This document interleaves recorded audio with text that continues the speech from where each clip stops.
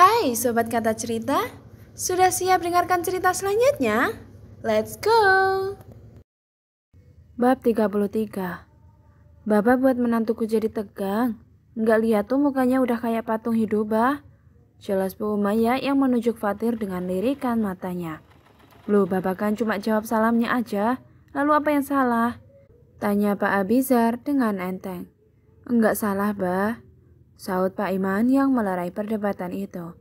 Istrimu ini suka nyalain babanya aja.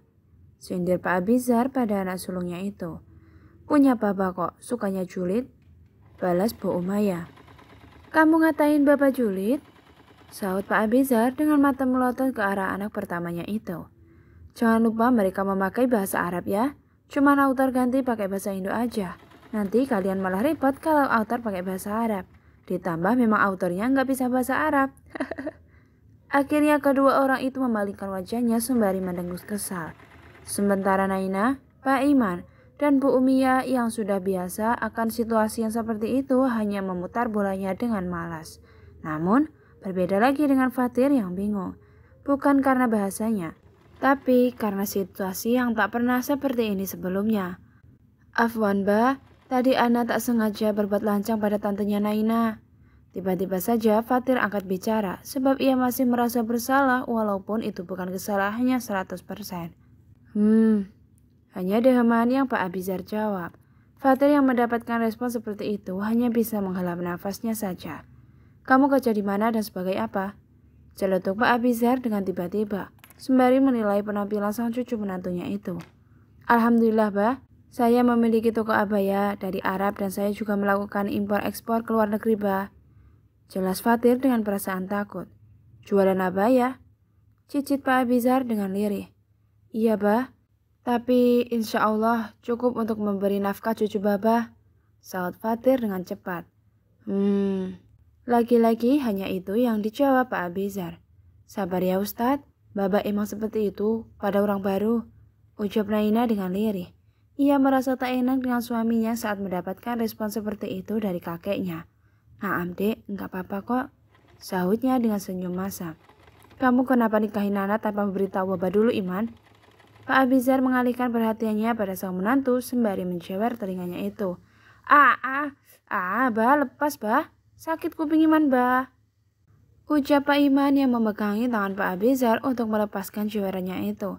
Jawab pertanyaan Baba, Iman. Desak Pak Abizar yang sudah melepaskan cewerannya itu. Pak Iman dan Bu Umayyah hanya bisa mendesah sebelum menjawab pertanyaan dari Pak Abizar. Ceritanya panjang, Bah. Saut Pak Iman. Ya makanya cerita, kalau nggak diceritain ya tetap panjang. Jawab ketus Pak Abizar. Akhirnya mau tak mau Pak Iman menceritakan yang ia ketahui saat itu. Dengan Naina dan Fatir yang ikut menimpal beberapa kali guna memberi jawaban dari cerita mereka itu. Akhirnya Pak Abizar yang mendengar itu merasa kecewa sebab cucunya hanya menikah siri sampai saat ini. Kenapa nggak kalian resmikan saja? Tanya Pak Abizar yang mulai marah. Masih belum sempat, Bah. Saut Bu Umayyah pada sang ayah. Baba nggak mau tahu. Kalau kamu serius dengan cucu saya, besok kamu urus legalisir surat-surat untuk menikah di KUA. Tuntut Pak Abizar. Jangan bodoh kamu, Iman. Menikahkan anak gadismu dengan menikah siri. Memang menikah siri dihalalkan, tapi itu akan berdampak merugikan pihak kamu. Bagaimana bila dia kabur saat Nana hamil? Apa kamu nggak mikir sampai ke sana, hah? Cerca Pak Abizar yang kecewa akan keputusan menantunya itu. Maaf, Bah. Hanya kata maaf yang bisa Pak Iman ucapkan pada mertuanya itu. Dan untuk kamu, bila saya dengar kamu menyakiti cucu saya, walaupun hanya bentakan kecil, saya pastikan untuk membawa pergi Naina saat itu juga. Dan tak akan membiarkan kamu bertemu dengannya, paham? Pak Abizar memperingati Ustadz Fatir. Fahimna, Bah. Insya Allah saya akan menyayangi dan menjaga Naina, Bah. Saud Fatir dengan meyakinkan. Bapak mau bikinin Nana pesta pernikahan yang Nana impikan sejak kecil. Nana mau kan? Ucap Pak Abizar yang mengubah intonasi suara menjadi lembut kembali saat berbicara pada cucu perempuannya. Giliran sama cucunya aja dilembutin. Lah sama anak sendiri digalakin. Sindir Bu Umayyah. Kamu udah dewasa, gak perlu dilembutin. Kalau Nana kan beda. Saud Pak Abizar dengan ketus. Iya dah iya, Umi udah dewasa. Berarti Umi boleh nikah lagi kan, Bah? Goda Bu Umayyah pada sang ayah. Belum Pak Abizar menjawab, tiba-tiba Bu Umayyah berbicara terlebih dahulu. Boleh? Boleh, tapi kamu sama Samsul aja, Mi. Kamu pasti masih ingat kan? Celetuk Bu Umayyah pada saudara kembarnya. Samsul siapa? Tanya Pak Abizar yang merasa nggak asing dengan nama itu. Itu loh, Bah. Samsul teman saya semasa pondok dulu. Jelas Pak Iman. Samsul Ali maksud kamu? Tebak Pak Abizar yang mengingat lelaki dulu pernah melamar putri bungsunya, tapi ia tolak sebab waktu itu Pak Samsul belum bekerja. Ia khawatir dengan anak bungsunya saat itu akan dikasih makan apa. Itu sebabnya ia menolak lamarannya dan sekarang ia mendengar nama itu lagi. Iya, Bah. Sahut Bu Umayyah yang membenarkannya. Gimana kabarnya? Tanya Pak Abizar. Alhamdulillah baik, Bah. Sekarang ia sudah sukses kerja di kantor pengacara, Bah. Beritahu Pak Iman. Alhamdulillah kalau begitu. Sahutnya dengan datar. Ia memang kurang menyukai pria itu. Entahlah apa penyebabnya. Tak terasa waktu 2 minggu sudah berlalu. Yang berarti acara pernikahan Naina dan Ustadz Fatir sebentar lagi. Setelah waktu itu mereka berdua menyelesaikan pengurusan dokumen pernikahan mereka di KUA. Akhirnya mereka berdua sudah resmi menikah secara sah di mata negara dan agama. Waktu resepsi pernikahan tinggal 2 hari lagi setelah keluarga besar Naina menyepakati semuanya.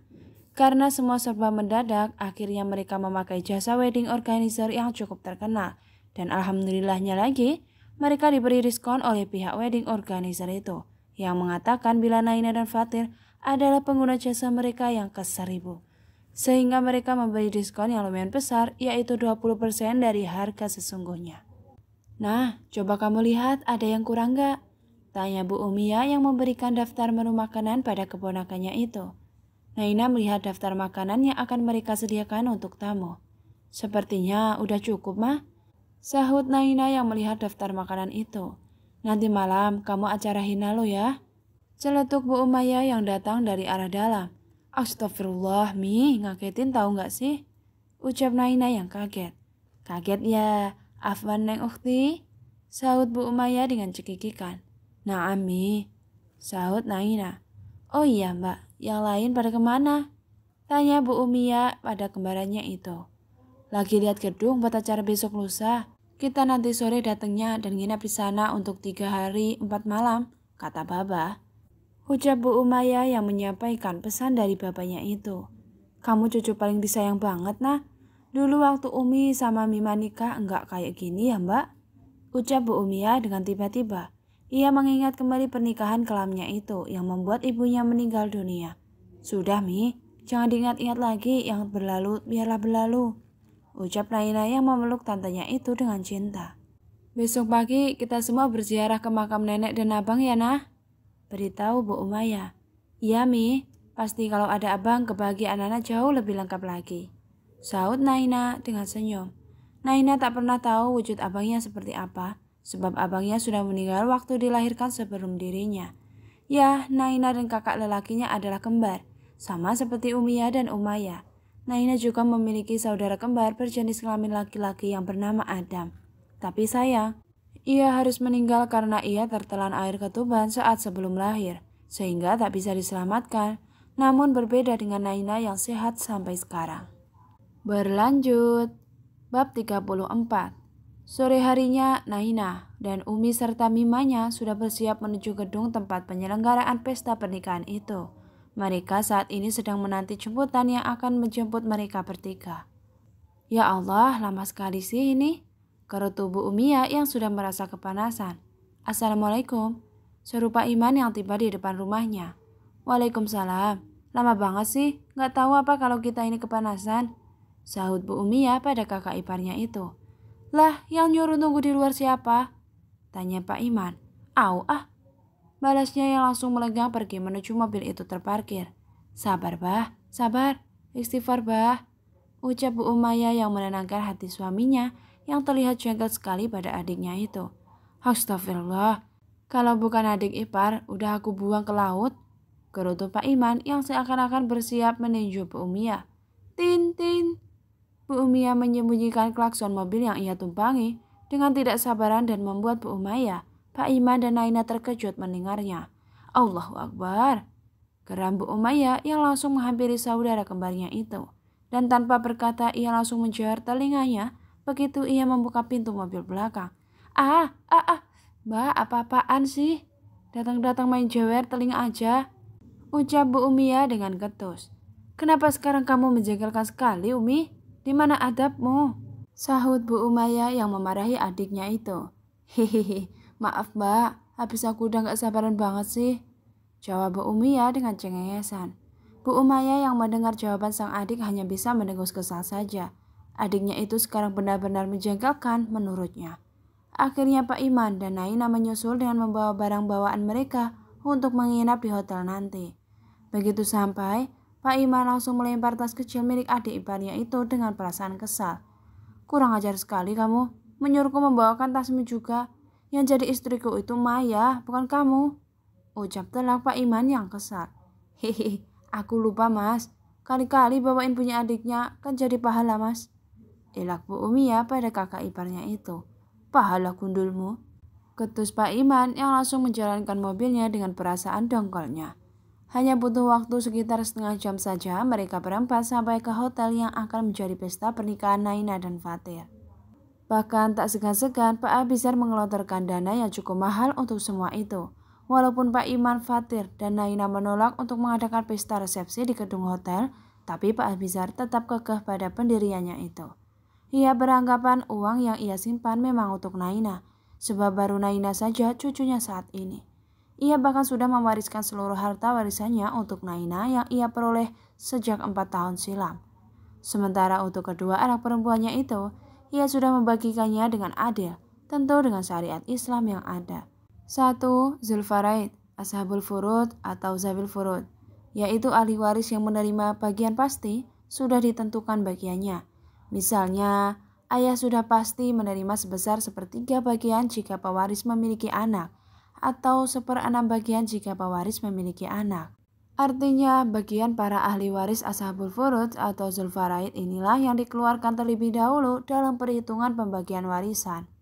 Setelah bagian para ahli waris Zulfaraid ini dikeluarkan, sisanya baru dibagikan kepada ahli waris yang menerima bagian sisa, asabah. Seperti anak pewaris dalam hal anak pewaris terdiri dari laki-laki dan perempuan. 2. Zulqarabat, asabah, yaitu para ahli waris yang mendapatkan bagian yang tidak tertentu. Mereka memperoleh warisan sisa setelah bagian para ahli waris Zulfaraid tersebut dikeluarkan. 3. Zul Arham, Zawil Arham, merupakan kerabat jauh yang baru tampil sebagai ahli waris jika ahli waris Zulfaraid, Ashabul Furud, dan ahli waris asabah tidak ada. Yang tergolong Zul Arham adalah A. Cucu laki-laki dan perempuan dari anak perempuan, anak laki-laki dan perempuan dari cucu perempuan, kakek dari pihak ibu dan nenek dari pihak kakek, ibu, kakek. B. Anak perempuan dari saudara laki-laki, sekandung, sebapak atau seibu, anak laki-laki dari saudara laki-laki seibu, anak saudara perempuan sekandung, sebapak dan seibu. C. Bibi, saudara perempuan bapak dan saudara perempuan kakek, paman seibu dengan bapak dan saudara laki-laki yang seibu dengan kakek. D. Saudara laki-laki dan perempuan dari ibu, serta anak perempuan paman dan bibi pihak ibu, saudara perempuan dari ibu. Jadi, setiap ahli waris itu sudah ada bagiannya masing-masing. Bagian untuk anak adalah anak perempuan bila hanya seorang, ia mendapatkan separuh bagian. Bila 2 orang atau lebih, mereka bersama-sama mendapatkan 2/3 bagian, dan apabila anak perempuan bersama-sama dengan anak laki-laki, maka bagian anak laki-laki 2:1 dengan anak perempuan.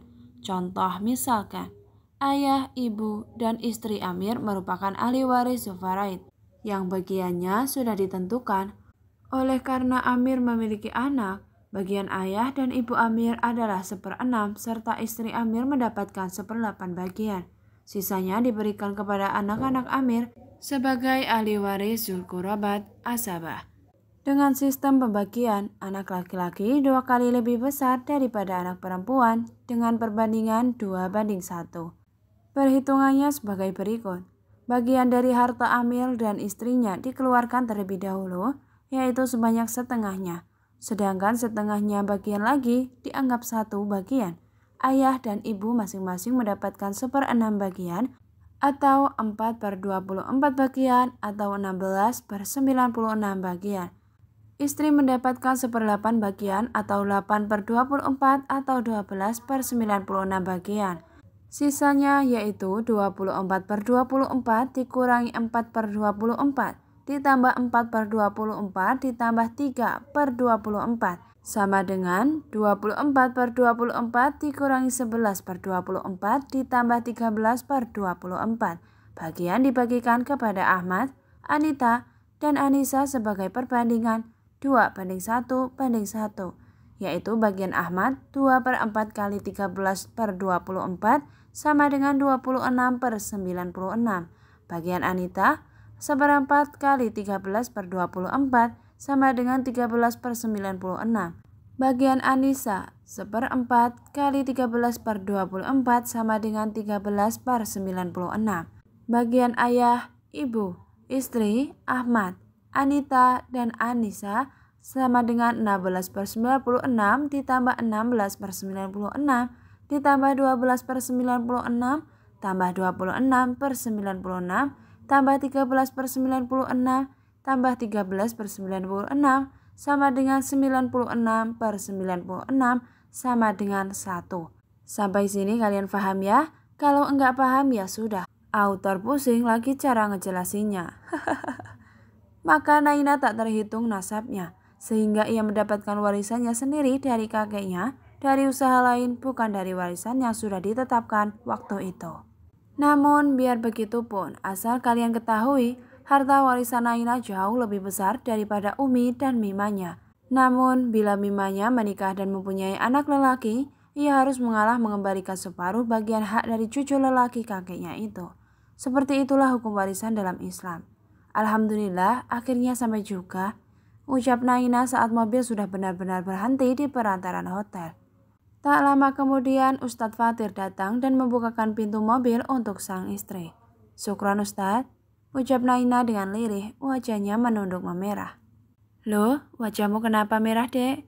Tanya Ustadz Fatir dengan polosnya. Ah masa sih? Tanya Naina yang memegang pipinya yang semakin memerah itu. Saat ini Naina sedang tidak memakai cadarnya, tapi ia menggantikannya dengan masker sehingga wajahnya tetap tertutup sempurna. Bersambung, lanjut di bab 35 ya.